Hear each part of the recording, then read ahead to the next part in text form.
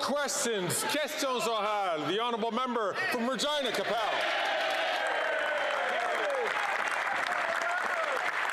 After 9 years of this NDP Liberal Prime Minister, Canadians are getting poorer. His inflationary deficits are pushing up inflation and interest rates. That's because when the Prime Minister goes into the markets and borrows billions and billions to fund his spending spree, that bids up the interest rates for everyone else. And a new report from the Bank of Canada is shocking.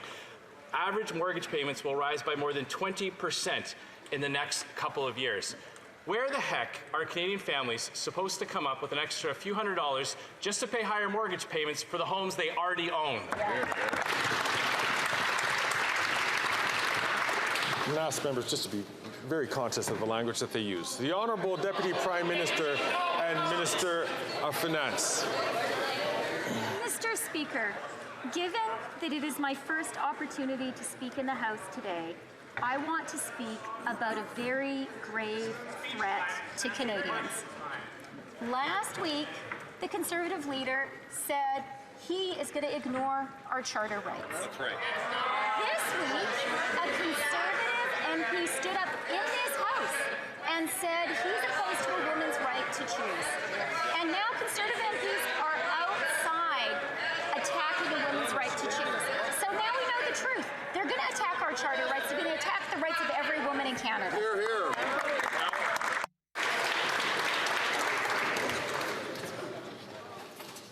Thank you, colleagues. And certainly we all want to hear the member from Regina Capel. I'll ask the member from New Brunswick Southwest, who is a respected member in this House, to please to hold back until he has his voice. The honourable member from Regina Capel. None of that is true, Mr. Speaker. She's just desperate to distract from her own record. And she's trying to console Canadians by saying that everything's okay because she hasn't quite maxed out the national credit card just yet. But all of that spending and borrowing is having an impact. In fact, Desjardins Financial has concluded that output per capita fell in every province last year, which is the broadest base standard of living decline in Canadian history other than the pandemic, costing Canadian families $4,200 a month. Will somebody over there please cut up the national credit card before more Canadians go bankrupt? Again, I'm going to ask all members to please to only take the floor, and I'll ask the honourable member from Orleans, who is also another respected member of the House, to please only take the floor when she is addressed. The Honourable Deputy Prime Minister, Minister of Finance. Mr. Speaker, there was a lot of shouting while I was speaking from the other side of the House. And that is because they are afraid that Canadians are starting to understand their real plan. Canadians have seen they hang out with white supremacists and don't disavow them. Canadians have seen they are getting ready to tear up the Charter of Rights. And now we know the first right they're going to attack, a woman's right to choose, just like the far right has done south of the border. But we will not let them. Hear, hear. The honourable member from Regina Capel. We'll take no lessons from a government that's trampling over free speech rights by trying to control the internet and control what Canadians can see and post online. But, Mr. Speaker, for random Liberals hoping that when the outgoing Prime Minister finally leaves, a new Liberal leader will rescue them, they're about to be sorely disappointed. Mark Carbon Tax Carney continued his Liberal leadership campaign in the Senate yesterday, where he pushed the same radical agenda, endorsed the current Prime Minister's carbon tax, and couldn't come up with even a penny to cut in wasteful spending. If Mark Carbon Tax Carney won't do it, the current Prime Minister won't do it, will somebody over there axe the tax and fix the budget? The Honourable Deputy Prime Minister and Minister of Finance. Mr. Speaker, I am really delighted to hear the Conservative House Leader talk about the rights of Canadians and how important they are. I'm a woman, I'm a mother, and let me tell you what the most fundamental right of every woman and girl in Canada is. The right to control your own body. It is time for the Conservatives to stand up and clearly say, are they going to defend a woman's right to choose? Because what we're hearing from them is they want to end it. Then I have Deputy de Louis. The honourable member for Louis Saint Laurent. Mr. Speaker, today at committee, we had great cooperation between the opposition and government. Thanks to the member for Mégantic-L'Érable, the minister understands that July 1st is moving day in Quebec. Thanks to us, the minister now knows that. And I might be smiling, but it's no smiling, no laughing matter, because July 1st is the worst day of the year, especially for those working with those struggling. And this year, people are going to be paying more than ever for rent. And what is the government going to do to help them? The Honourable Deputy Prime Minister and Minister of Finance. Mr. Speaker, I'm very pleased that a member from Quebec is asking that question today. Obviously, I'm not a Quebecer, but I admire the women and feminists of Quebec. Quebecers always understand the importance of the right of each woman in Canada, their right to choice. Do the Quebec Conservatives reaffirm the right of each and every woman in Canada? The honourable member. All women in Quebec and all women in Canada, all men in Canada and all men in Quebec are suffering from this government's inflationary policy. That's what's affecting Canadians. The banks, the mortgages and rents are going to increase because of this government's inflationary spending. Is there anyone from this government who can clearly explain how these 500 billions in spending, the 500 billion in spending, how is that going to reduce inflation? The Right Honourable Deputy Prime Minister. Mr. Speaker, I'm so happy that the member opposite raised the question of Canadians' rights and the rights of Quebecers as well. What affects every woman in Canada and in Quebec is our right to control our own body. This week, a Conservative member here in this place said that he was against that. There are Conservative members on the Hill outside today saying the opposite. What does the member from Quebec have to say about this? The honourable member for La Prairie.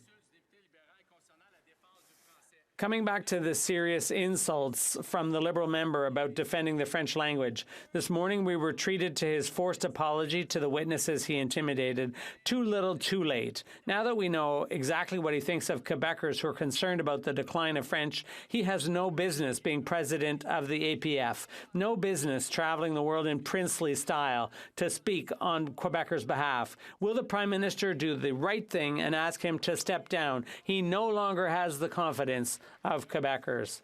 The Honourable Deputy Prime Minister and Minister of Finance. Thank you, Mr. Speaker. Mr. Speaker, I'd like to begin by thanking the Bloc members, the member who spoke a few minutes ago about the importance of women's rights in Canada.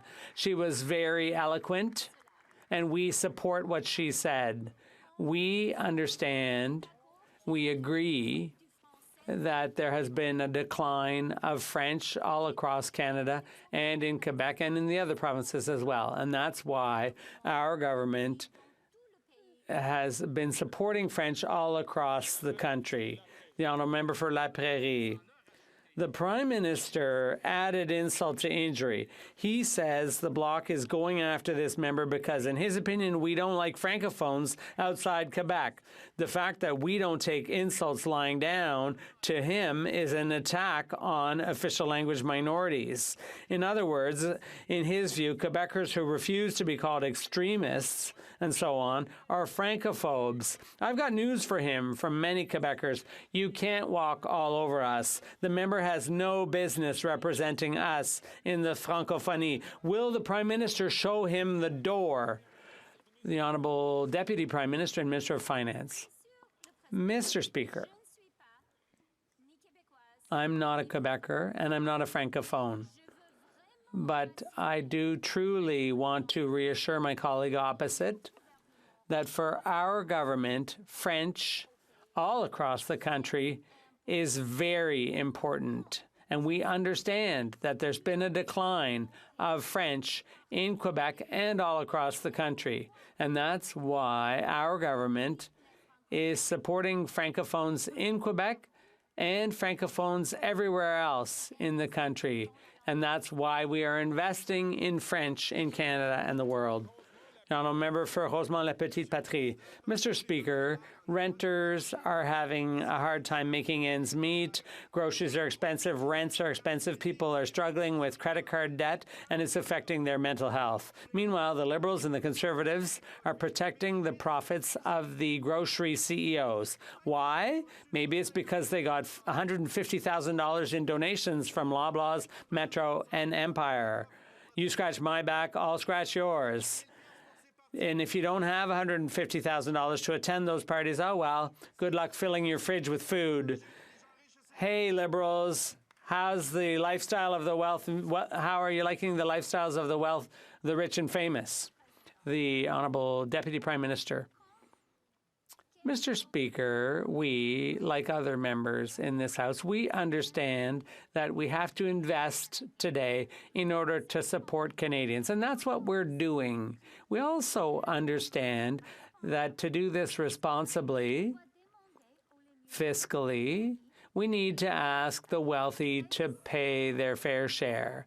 And that's what we're doing. We understand that we need more competition in the grocery industry, and we're doing that too. The Honourable Member from Cowichan Malahat Langford. Mr. Speaker, Canadians are taking food off the table and asking themselves why the government isn't lowering food prices. Well, maybe it's because the Liberals and Conservatives have gotten $150,000 from the families and CEOs of Loblaw, Metro, and Empire. Both parties know exactly who pays their bills. Canadians deserve a government that's going to put them before big grocery CEOs. Why are the Liberals favoring CEO profits over lowering costs for Canadians? Hear, hear. The Honourable Deputy Prime Minister and Minister of Finance. Mr. Speaker, our government absolutely understands that now is the time to invest in Canada and Canadians, to invest in housing, to invest in affordability, to invest in economic growth. And we know we have to do it in a fiscally responsible way, which is why we are asking those at the very top to pay a little bit more by increasing the capital gains inclusion rate. When it comes to the grocery sector, Mr. Speaker, we know that Canada needs more competition, and that's why we've brought in a once-in-a-generation change to Canada's competition law. Thank you, Mr. Speaker. The Honourable Member from Calgary Forest Lawn. After 9 years of this Liberal NDP Prime Minister, Canada has turned into a nation of renters. After spending $89 billion on a photo op slush fund for housing, rents and mortgages doubled. The dream of home ownership for an entire generation is dead. Canadians are stretched because of higher taxes and higher rent, like the carbon tax scam that increased, making it harder for Canadians to pay for rent and food. Was it fair to increase the carbon tax scam 23% when 70% of Canadians told them not to? The Honourable Minister for Housing, Infrastructure and Communities. Mr. Speaker, if my honourable colleague is concerned about tax increases, I suggest he talk to the leader of his own party who's proposing to increase taxes on new apartment construction by putting the GST back on apartment rentals in this country. Mr. Speaker, their plan is to raise taxes on home construction. Their plan is to cut funding for the communities they're going to build homes. He has actively promised in the media that he views the role of the government not to participate in housing. On our side of the House, we're going to make the investments necessary to solve the housing crisis. I hope the Conservatives will join us. The Honourable Member from Calgary Forest Lawn. We won't take any lessons from the worst immigration and housing minister in Canadian history. And now we have Mark Carbon Tax Carney preaching the same radical agenda in his Liberal leadership like this Prime Minister. He won't denounce the Liberal carbon tax and commit to cutting 1 penny of Liberal waste. Whether it's Carney or this Prime Minister, the inflation-driving deficits will continue. And just like the carbon tax scam, none of them are worth the cost. Will any other Liberal leadership candidate stand up today, show some common sense, and declare they'll finally axe the tax? The Honourable Government House Leader. Speaker, it's understandable why Conservatives want to throw up some smoke screens. It's been a very bad couple of weeks to be a Conservative in this country. First of all, they cavort with white extremists. Then their leader says we're going to have an a la carte Charter of Rights where we're going to take away your rights on a whim. And now, Mr. Speaker, we have a female candidate nomination alleging criminal content in the conduct of her nomination, identity fraud, false information. When will they stand up for law and order, Mr. Speaker? The honourable member from York Simcoe. Mr. Speaker, this NDP Liberal government has made life even more unaffordable for Canadians by raising the wacko carbon tax by 23%. Gas, groceries, and everything else is more and more. It's actually one of the rare times that I can't hear the own a colleague from York Simcoe. If I could please ask members not to raise their voices while the honourable member from York Simcoe or any other member who has the floor to interrupt the member. So I'm going to ask the honourable member from York Simcoe to start from the top. Well, thank you, Mr. Speaker. This NDP Liberal government has made life even more unaffordable for Canadians by raising the wacko carbon tax by 23%. Gas, groceries, and everything else is making life more and more expensive, especially for those living in rural and small-town communities where driving further for longer is just a fact of life. The Parliamentary Budget Officer has confirmed Canadians would be better off without the carbon tax. Will the Prime Minister stand today and admit to Canadians that he's just not worth the cost? The Honourable Minister for Natural Resources and Energy.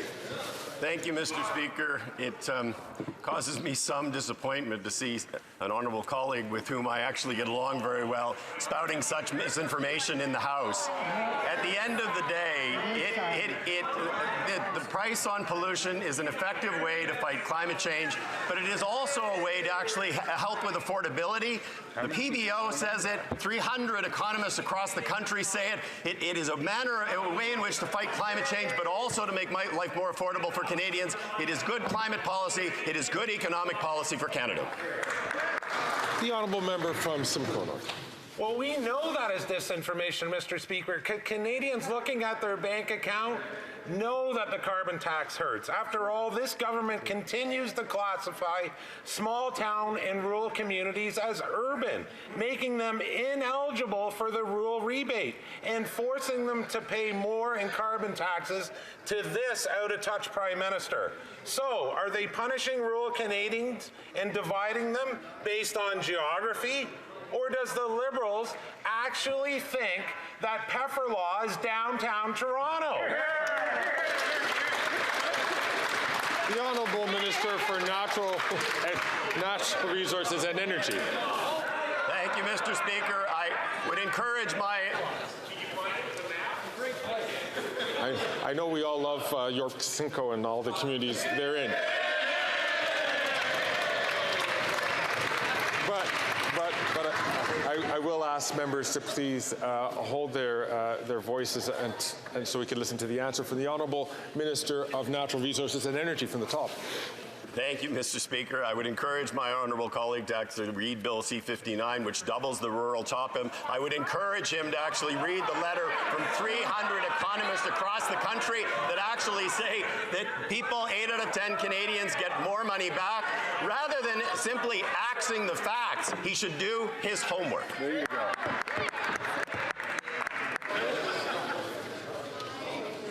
L'honorable député de Charlebourg. The honourable member for Charlebourg-Saint-Charles. Mr. Speaker, since 2015, the public service has grown by 110,000 public servants.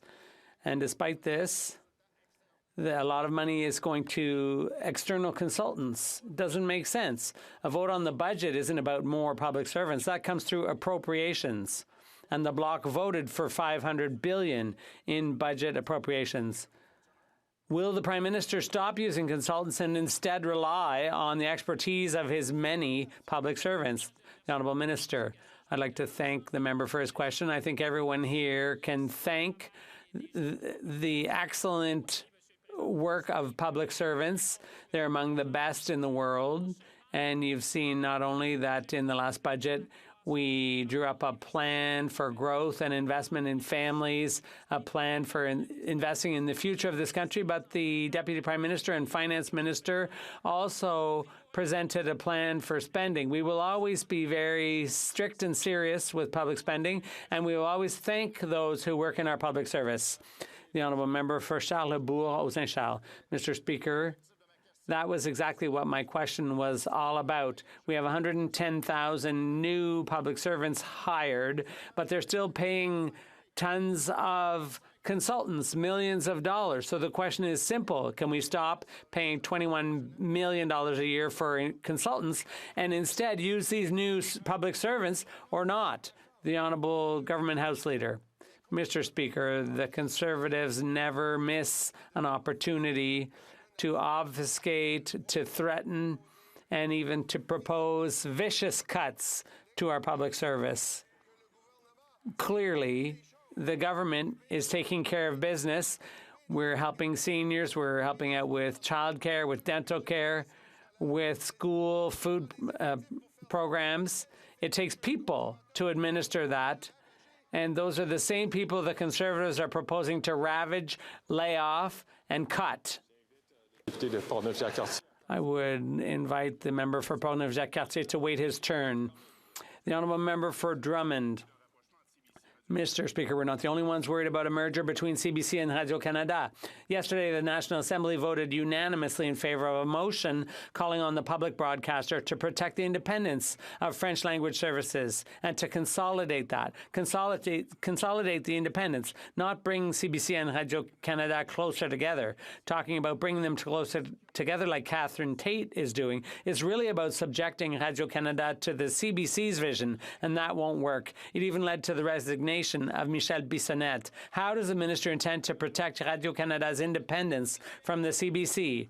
The Honourable Minister. Thank you, Mr. Speaker, and I'd like to thank my colleague for his question. In order to protect Radio-Canada and the CBC, the only way to do that is to support the CBC and Radio-Canada. That's what we're going to do on this side, whereas on the other side, the Conservatives just want to cut CBC. My question for the Bloc is, will the Bloc stand with us in supporting CBC and Radio-Canada, or are they going to align with the Conservatives? The Honourable Member for Champoux.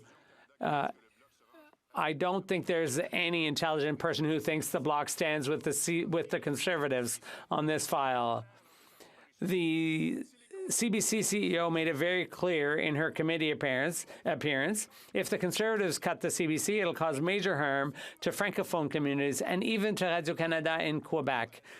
She confirmed that the two are connected. Obviously, we don't want cuts to the CBC. The Bloc is in favor of a strong public broadcaster. That's not up for debate. But the minister has to present her modernization plan. Will she include a watertight barrier to prevent Radio-Canada from falling victim to potential cuts at CBC? The Honourable Parliamentary Secretary. It raises an important point. Having a strong public broadcaster in this country is what this side of the House is going to do, what our government has done and will continue to do. The minister is working actively on ensuring that there is a plan forward for the CBC, but what is really important, Mr. Speaker, is that this side of the House, we believe in a CBC, in a Radio-Canada that is independent, that is powerful, that gives Canadians from coast to coast to coast a voice, not what the Conservatives want to do, which is simply say they will gut it or worse, shut it. Hear, hear. The Honourable Member for Drummond. On the one hand, the CBC CEO, Catherine Tate, assures us that programming and management will not be affected by a merger between CBC and Radio-Canada. But on the other hand, we understand that everything's already been brought together except programming and management. Her plan for rapprochement is to harmonize sectors and find solutions together. Well, finding solutions together just doesn't work. That would mean CBC management imposing its vision on Radio-Canada. Why is the minister refusing to protect Radio-Canada's independence from CBC's English-speaking management? The Honourable Minister of Employment.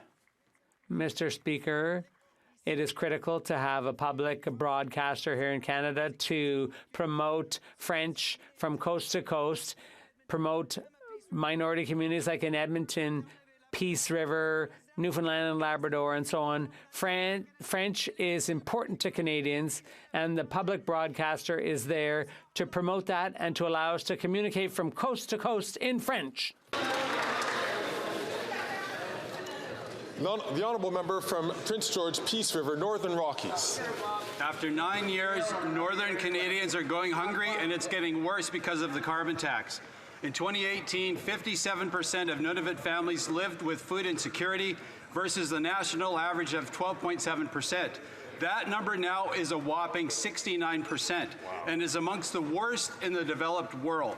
Almost 70% of Nunavummiut are going hungry every single day. This PM knows the carbon tax is making Northerners go hungry. Why doesn't he just axe the carbon tax? Yeah. The Honourable Minister for Northern Affairs. Mr. Speaker, the member opposite has a lot of nerve. For the last 8 years, he and his government have voted against every initiative to help middle-class families. When we brought in $10 a day daycare, he voted against it. When we brought in dental care for kids, which had served 55,000 children in his province, he voted against it. Wow. When we introduced the Canada Child Benefit, he voted against it. He and his team should be embarrassed. Here, here. The honourable member from Prince George, Peace River, Northern Rockies. If it takes nerve to stand up for the people of Nunavut, I'll do that every single day. It's getting worse on your watch, Minister, in Nunavut, and you know it not better. I visited a grocery store in Iqaluit a few weeks ago. A can of Campbell's chicken noodle soup is over $6. A small can of tuna is over $8. Macintosh apples are $3 each, and a liter bottle of ketchup is over $13. The people of Nunavut are going hungry while this minister hikes his carbon tax. Why won't he simply axe the tax? The Minister for Northern Development. Mr. Speaker, 2 years ago in Nunavut, I announced $143 million of new funding for Nutrition North. He voted against it. The Conservatives on the other side voted against it. In this budget, we have $23 million for Nutrition North, $101 million for the Harvester Support Grant, Community Foods Programs. Mr. Speaker, I want to know if they're going to vote against it or they're going to support it. I don't know. The honourable member from Cypress Hills, Grassland. Mr. Speaker, after 9 years of this NDP Liberal Prime Minister, over 2 million Canadians are using a food bank every single month. The CEO of Food Banks Canada says that food banks are becoming unsustainable as more food banks are closing their doors because they are out of food. Yet the Prime Minister is determined as ever to drive up the cost of food as he refuses to listen to the millions of Canadians who want to axe his extreme tax. If he won't listen to us, why won't he at least listen to Food Banks Canada's CEO or maybe the millions of Canadians who are demanding that he lower the price of food by axing his extreme carbon tax? Yeah! The Honourable Minister for Families. Thank you. I am very proud to be part of a government that believes that every child should have access to food while at school, and that's why we announced our National School Food Program, ensuring that an additional 400,000 kids have access to food while at school. I don't understand why the Conservatives would oppose such a measure. How would this be controversial, Mr. Speaker, getting food into children's bellies? Children deserve to learn on a full stomach, Mr. Speaker. The honourable member from Winnipeg Centre. Mr. Speaker, reproductive rights are under attack, including by Conservatives who voted against free contraceptives, have pushed backdoor legislation, and tabled petitions attempting to violate abortion rights. But the Liberals are no better, Mr. Speaker. They failed to uphold access to abortion care, including in New Brunswick, where there is not a single abortion clinic. When will the government enforce the Canada Health Act and protect the right to access a safe abortion? Hear, hear, hear. The Honourable Parliamentary Secretary. Thank you, Speaker, and thank you to my friend from across the way. I agree we need to protect abortion rights in this country, and I saw her this morning with the people on Parliament Hill who are fighting for choice, who are fighting against the people who are there to take our rights away. I agree, there's more to do. It's not perfect yet. We will get there. On this side of the House, we are committed to it.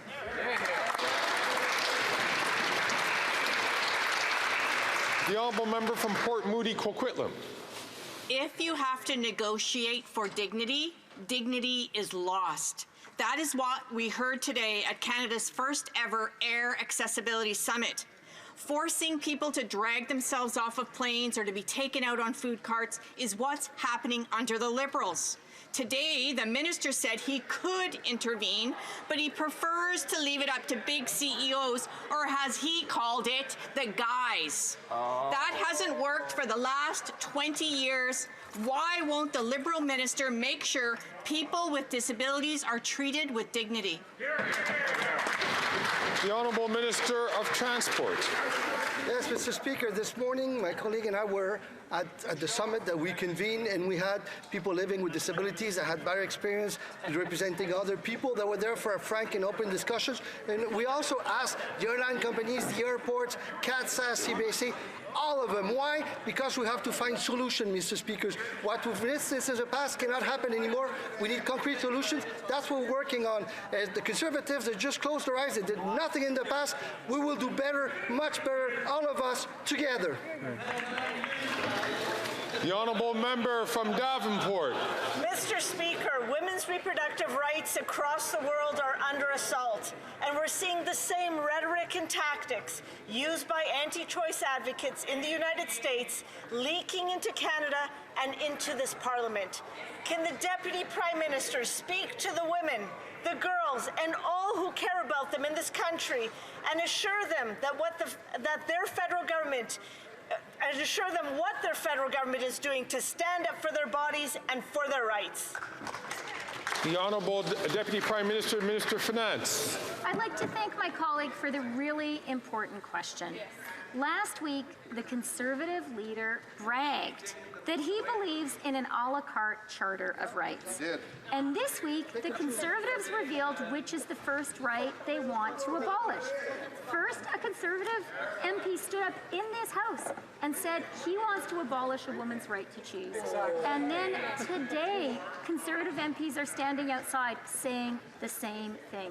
The hard right in the U.S. has abolished a woman's right to choose in many states. We will not let them do that in Canada. The Honourable Member from Kelowna Lake Country. Mr. Speaker, after 9 years, this NDP Liberal Prime Minister is not worth the crime, chaos, drugs and disorder. BC families have suffered under the Liberals' wacko legalization of deadly hard drugs like crack, cocaine, heroin and meth. This wacko hard drug experiment should be ended, not expanded to Toronto or Montreal or anywhere else. Conservatives have a motion to end the legalization of deadly hard drugs, ensure the government denies any active or further applications and redirect money to treatment and recovery. Will the minister support the Conservative motion to end this government's radical failed drug policy experiment? The Honourable Minister for Mental Health and Addictions. I think we need to take a moment to recognize why this issue is so important for every family that has lost a loved one to this tragic overdose crisis from an illegal toxic drug supply. People are dying alone from fentanyl, Mr. Speaker. We need policies that work. We need to meet communities where they are, and we need to understand that this is public health, Mr. Speaker. They continue to want to criminalize family members rather than getting them harm reduction, prevention, and treatment. Mr. Speaker, we are committed to saving lives and getting people health care. The Honourable Member from Kelowna Lake Country. Mr. Speaker, according to the most recent data, since the NDP Liberal Prime Minister took office 9 years ago, sadly, opioid overdose deaths across Canada increased 166%. And in BC, overdose deaths are now the leading cause of death for youth aged 10 to 18. Addiction doctors came out saying legalized drugs are being diverted to youth. And unbelievably today, the Minister for Children refused to answer if she's standing up for children against her government's wacko drug policies. Conservatives are calling to end taxpayer-funded narcotics, which are being diverted to our children. Will the Minister for Children stand up for children and vote for our Conservative motion? The Honourable Minister for Mental Health and Addictions. Mr. Speaker, the member across the way seems to not want to recognize that in provinces like Alberta, where they cut back on a comprehensive continuum of care, including harm reduction, people are dying at astronomical rates. Diversion is illegal. Mr. Speaker, the member well knows that. We are committed to a full continuum of care to help those who need health care. Not criminalize them, not force them into treatment, but get them the help that they need. Shame. The honourable member from Oxford. After 9 years, this Prime Minister is not worth the crime, chaos, drugs, and disorder. Thanks to his wacko drug policies that have legalized hard drugs like crack, meth, and heroin, we are now seeing 22 Canadians die every single day from drug overdose. And this Prime Minister has even legalized open drug use in our parks, in our playgrounds, and in our schools. Will this Prime Minister show some compassion, support our motion to ban hard drugs and support treatment so we can bring our loved ones home drug-free? The Honourable Minister for Mental Health and Addictions. Mr. Speaker, it is amazing to me that across the way they continue to mislead Canadians. Addressing the overdose crisis and the tragic deaths that we are seeing from illegal fentanyl in our streets needs harm reduction, needs prevention, it needs treatment and law enforcement. Mr. Speaker, we work collaboratively with every jurisdiction to provide health care. Why do they continue to think it's okay to criminalize loved ones who need help? The honourable member from Peterborough, Kawartha. After 9 years of this Prime Minister's wacko policies, overdoses have increased 166%. Wow. And the #1 cause of death for kids in BC is opioids. The Vancouver Police told Parliament the Liberals' safe supply is ending up on the black market, which is then sold to children, creating a new generation of addicts. The Minister of Children said earlier today that kids dying of opioids is not her problem. So whose problem is it? And who is going to protect the children and end the legalization of fentanyl, meth, and crack?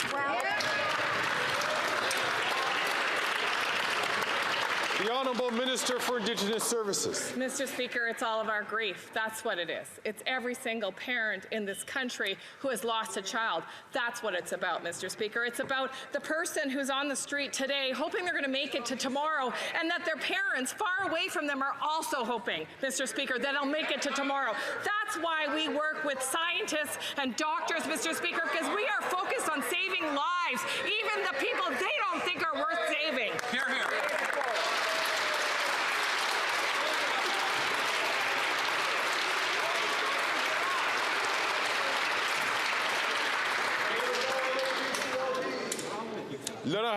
The Honourable Member for Joliette. There's no worker shortage in the public service, Mr. Speaker. Its ranks have swelled by 109,000 since the Liberals came to power. That's an increase of 42%, and yet more and more consultants are being hired too. More employees, more consultants, but certainly not more services. You still can't get a passport or get your immigration file processed. The only thing that's increasing is the government's interference in Quebec's areas of jurisdiction. Instead of spending taxpayers' money and interfering in Quebec, can the government just do its job and make sure the public service does its too? During the honourable member's question, there was a conversation between both sides of the House. I'm going to invite members, if they do want to have a conversation, there are many tools which you can use, especially the young pages here if you want to pass a note. But please, do not speak over it, because it is difficult for people to hear the question, and it was an important question that needed to be asked. L'honorable leader du gouvernement. The Honourable Government House Leader. Mr. Speaker, on this side of the House, we stand up for a strong public service, and we believe in the mission of a strong government. So it provides services to Canadians to ensure that we have programs to help our seniors, to help our children, to supervise approvals of pharmaceuticals. So the Conservatives want to axe the public service, and the Bloc Québécois doesn't believe in the federal state. So we're the only choice. The Honourable Member for Lac-Saint-Jean.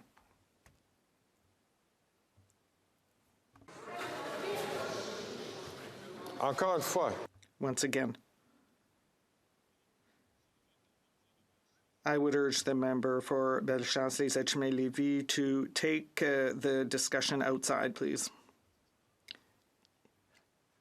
I would urge you not to hold discussions here in the chamber while questions are being put. The Honourable Member for Lac-Saint-Jean. Thank you, Mr. Speaker. The Minister of Immigration is meeting his counterparts tomorrow, and there are many demands. Quebec is calling for a redistribution of asylum seekers, a decrease in temporary immigration and the approval of candidates by Quebec, French language training for federal programs, and $1 billion to cover Quebec's integration costs of asylum seekers. And if Quebec doesn't get any answers to its demands, it has promised a referendum. Will tomorrow the minister give answers to these demands, or will he be voting no in the upcoming Quebec referendum, immigration referendum? The Honourable Minister of Immigration. Thank you, Mr. Speaker. My colleague is a fine person, but he is not invited to my meeting tomorrow. Obviously, we will be working with our provincial and territorial partners to act responsibly for temporary workers and asylum seekers. So he'll have to hold his breath a little bit longer. The Honourable Member for Mégantic-L'Érable. After 9 years of this Prime Minister's, Quebec is headed for the worst moving day crisis in its history. This PM's inflationary spending has doubled rent costs and forced citizens, like the lady we heard about in the papers, to live in their minivans. In Quebec, everyone knows that July 1st is going to be catastrophic, but the minister confirmed this morning that he knows nothing about this. Can the Prime Minister tell us how many Quebecers are going to be living in the streets on July 1st because of his minister's ignorance? The Honourable Minister of Public Services and Procurement. Thank you, Mr. Speaker. My colleague is talking about the Minister of Housing, and he's wondering about how many. And we know that the Conservative leader was the housing minister in a former government and created 6 housing units. This is well known. 6 affordable housing units that the former Minister of Housing created, compared to 8,000 that have been created in Quebec City. Unfortunately, the Conservative leader is calling Quebecers incompetent. The Honourable Member. How many houses has the Housing Minister's Housing Accelerator Fund built in Quebec for Quebecers on July 1st? 0. 0. 0. July 1st is coming up. And after 9 years of this Prime Minister's failures, after billions of budget money that was voted for by the Bloc, the Minister cannot tell Quebecers how many houses are going to be ready for July 1st. The crisis is serious. People are considering suicide because they have no homes. Will the Prime Minister finally admit that he has failed and finally build houses instead of building bureaucracy in order to house Quebecers? The Honourable Minister of Public Services and Procurement.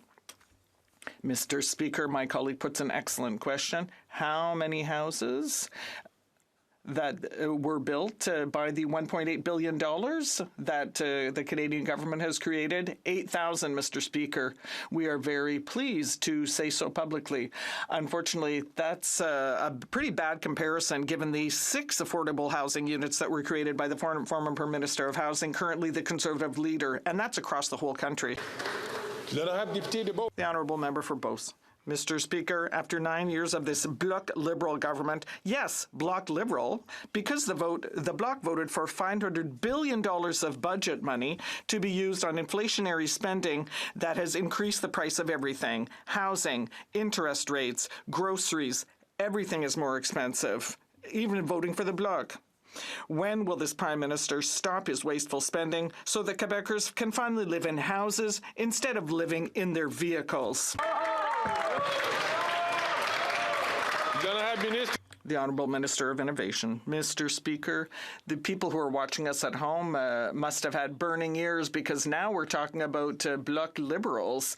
But you know what, Mr. Speaker? On this side of the House, we we know that we can't build houses with slogans. You can't grow an economy with bad advertising, as we see on the other side.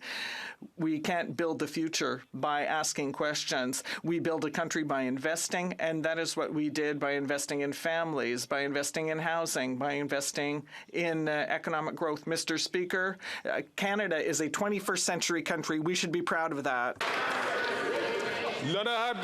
The Honourable Member for Pontiac.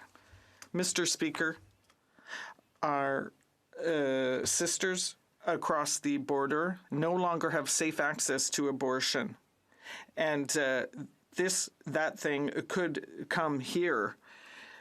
Simone de Beauvoir said that whether it be a political or economic crisis, why does it take these crises to bring forward the rights of women? Because we are never sure what is going to happen. So can the honourable member guarantee that the Liberals will always protect women's rights and freedoms? The honourable minister.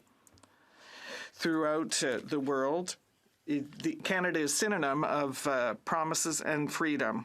When I returned to Chile, I realized that you have no rights if you're pregnant. For the second time, Canada saved me by allowing me to have a legal and safe abortion for a future that I had chosen. At that time and today, for me, as for so many women, this Canadian freedom becomes so meaningful. Why are the Conservatives attacking the freedom for women to choose?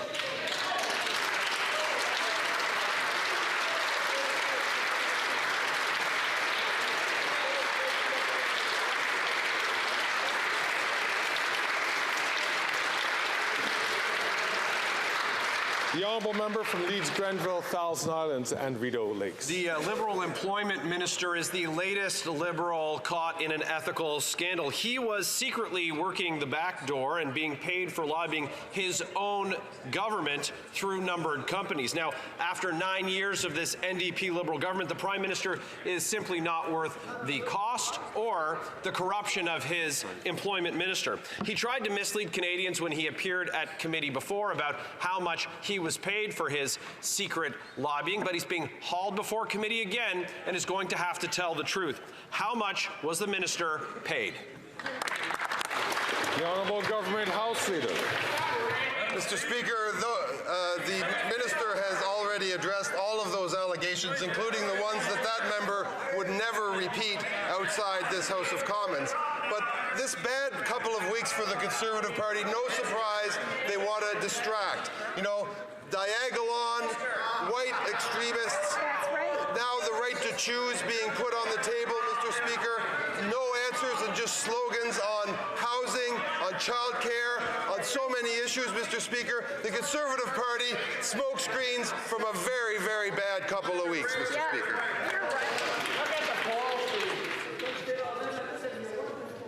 The honourable member from Leeds, Grenville, Thousand Islands and Rideau Lakes. Speaker, these Liberals would beg for a week like this Conservative Party just had. They can look at fundraising numbers, they can look at polling numbers, and of course they can look at newspapers and see that another one of their ministers is caught in an ethical scandal. Like this Prime Minister who got caught breaking the law. Like this public safety minister who got caught breaking the law and then tried to appoint his sister-in-law to be the ethics commissioner. These Liberals can't seem to help themselves. The employment minister was illegally lobbying, cashing checks while he put $110 million of taxpayer money out the door. Will they support an RCMP investigation?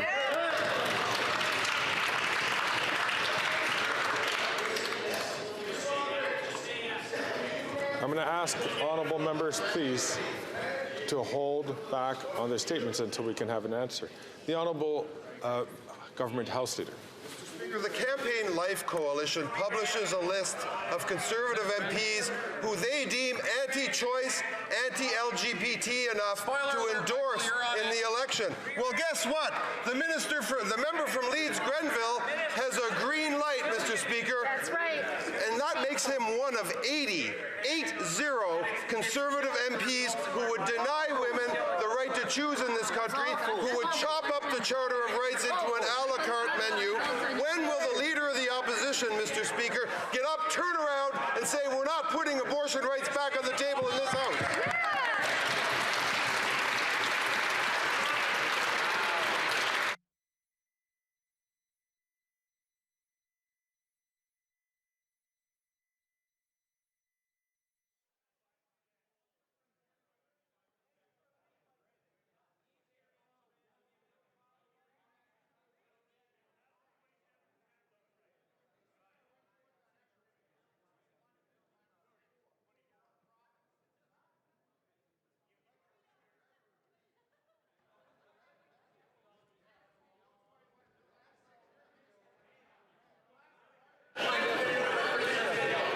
The honourable member from Kamloops Thompson Caribou. A dangerous sexual offender was in medium security. He needed hospitalization, so he should have been escorted under guard. But authorities didn't want to pay for him to be guarded. According to the Toronto Sun, his security was changed from medium to minimum security, and he received permission to be temporarily absent from jail. This person is reportedly under court order not to be in the presence of children on release.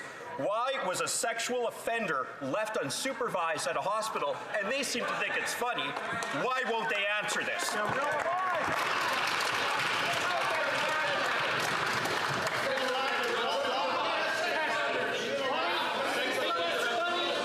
Colleagues?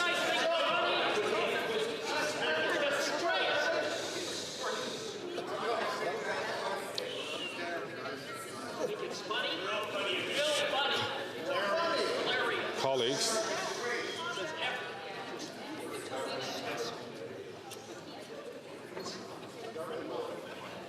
The Honourable Minister for Public Safety. Mr. Speaker, my honourable friend doesn't serve to reassure Canadians when he exaggerates and distorts a series of elements that he knows, Mr. Speaker, are misleading. What he does know is we have a rigorous correctional service system where offenders are placed in the appropriate, secure federal penitentiaries based on an assessment done by professional public servants. The most important criteria is, of course, the safety of the public. We will always support public safety by ensuring that dangerous offenders are kept in the appropriate, secure federal prisons. Hear, hear.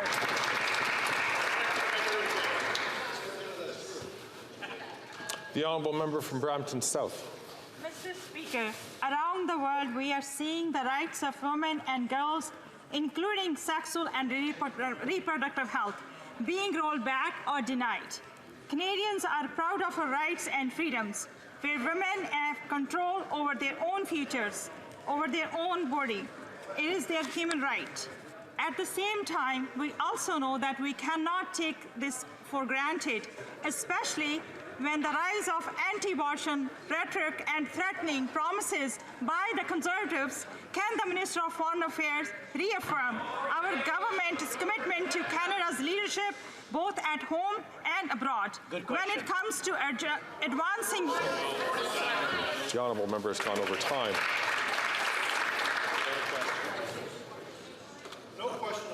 We're going to get back to this at the end of question period, but all members will understand, of course, that sometimes when the speaker is in conversation with honourable members, it's difficult to do several things at the same time. The Honourable Minister for Global Affairs, I see, is rising on her feet. Mr. Speaker, to all women in this House, to all women in this country, to all women in the world, this government will forever be there to support your right to choose. Exactly. No government, no politician, no judge, no one should take that right away from you. Make no mistake, the Conservative leader and his members are trying to politicize women's bodies, and they're willing also to make sure that they control women.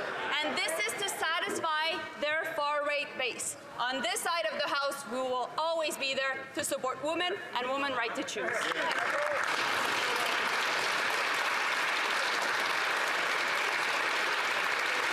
The honourable member from Timmins James Bay. So the latest reports show that emissions from big oil and gas are up yet again. Quelle surprise. And now Imperial Oil is announcing a massive increase in production thanks to this government's $34 billion freebie known as the TMX pipeline. So that'll be 900,000 barrels a day of unrefined bitumen emissions threatening the coastal indigenous communities. But the government's going to go one step further and exclude greenhouse gas emissions from environmental assessments. So will the Environment Minister just admit that his promise at COP26 for an emissions cap was just a publicity stunt? That's right. The Honourable Minister for the Environment and Climate Change. Thank you, Mr. Speaker. I thank the honourable colleague for his question. I would remind him that just last week the National Inventory Report came out, and it shows that since before pandemic, our emissions have gone down 44 million tons, Mr. Speaker. So the largest decrease in the last 25 years. It's the equivalent of removing from our road 13 million gas-powered vehicles. Our plan is working, but I'll agree with him. There's more we need to do to fight climate change in this country. If only the Conservative Party of Canada could understand that. Hear, hear. The honourable member from Spadina, Fort York. Mr. Speaker, protesters against Israel and the war with Hamas have set up an illegal encampment at the University of Toronto. Most of these demonstrators for hire are not even U of T students. Mr. Speaker, hate propaganda, threats, and anti-Semitic slogans are being directed at legitimate students. Media state that the encampment is funded by pro-Hamas sympathizers who are directing a sham protest for a listed terrorist organization. Mr. Speaker, is the government investigating pro-Hamas entities in Canada who are funneling money to support anti-Semitism and illegal protests in Canada? The Honourable Minister for Diversity. Mr. Speaker, we know that the local authorities are engaged in their jurisdictions on this matter. Mr. Speaker, on this side of the House, we will always protect the Charter-guaranteed right to freedom of speech and expression, but it must not cross the line into hate and intimidation. Mr. Speaker, at times like this, as a government, we're going to continue to do everything that we can to combat hate and to bring people together. Thank you, Mr. Speaker. And so brings the end of question period. We're going to, there are a number of points of order which have been